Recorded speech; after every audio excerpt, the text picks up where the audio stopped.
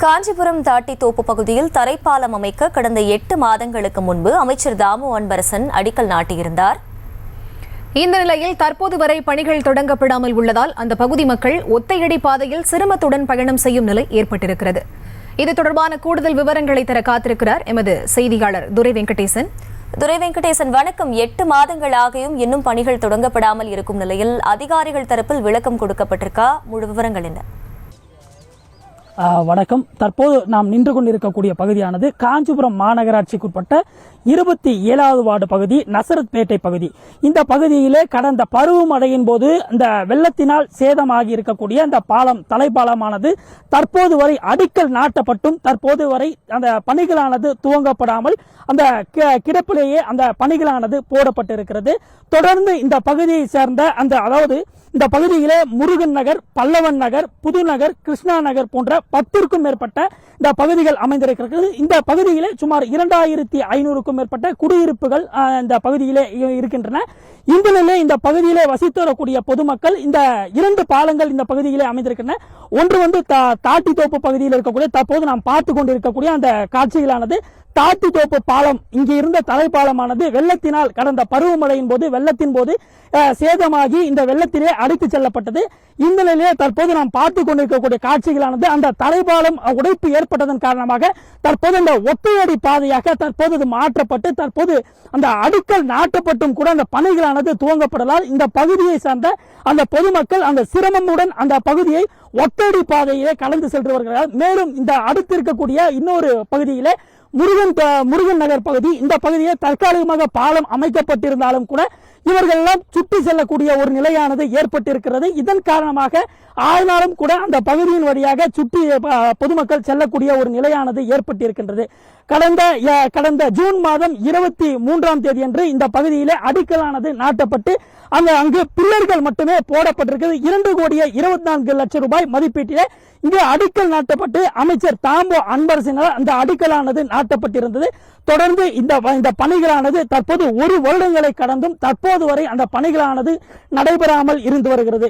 இதன் காரணமாக இந்த பகுதியை சேர்ந்த பொதுமக்கள் தற்போது ஒளிப்பதிவாளர் காட்சி கொண்டிருக்கக்கூடிய அந்த காட்சிகளானது இவற்றிற்காக இந்த தலைப்பாலம் அமைப்பதற்காக கொட்டப்பட்டிருந்த மணல், ஜல்லி போன்றவைகள் அந்த பகுதியிலே தற்போது அப்படியே அந்த செடிகள் கூட முளைத்திருக்கக்கூடிய காட்சிகளை நம்மால் பார்க்க முடிகிறது.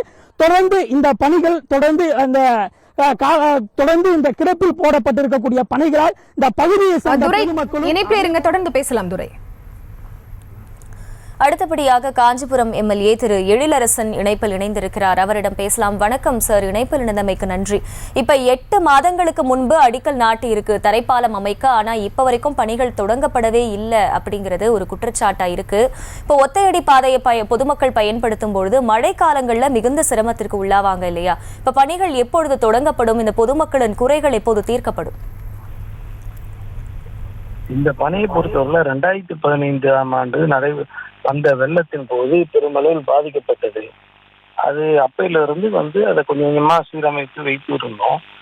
ஆனா அந்த கடந்த ஆட்சியின் பொழுது நான் இந்த கோரிக்கையை வைத்த போது அது நீர்வளத்துறைக்கு சம்பந்தப்பட்டதா, அதாவது அன்னைக்கு நீர்வளத்துறைன்னு கிடையாது, பிடபிள்யூக்கா அல்லது நகராட்சிக்கா என்று ஒரு பெரும் போராட்டம் போயிட்டே இருந்தது அவங்களுக்குள்ள.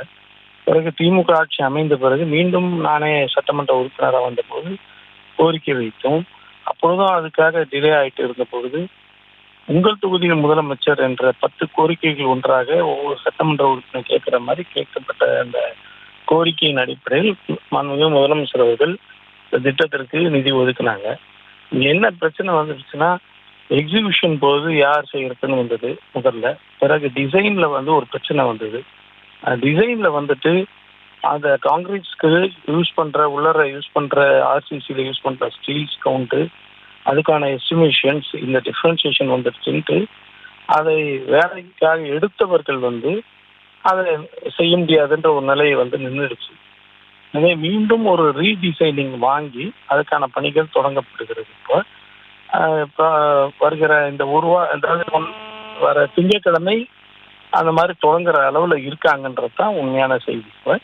அது இல்லாமல் இப்பொழுது வரையிலும் அங்கே போக்குவரத்திற்கு பெரிய வாகனங்கள் போக முடியாத தவிர சின்ன சின்ன கார்கள், 2 வீலர்ஸ் போகிற அளவுக்கு அதை தயார்படுத்தி வச்சு தான் நாங்கள் மக்கள் பயன்பாட்டுக்கு ஏற்பாடுகள் செய்து தான் இருக்கிறோம். பெரிய வாகனங்கள் போக முடியாத நிலையில் இருக்கிறது.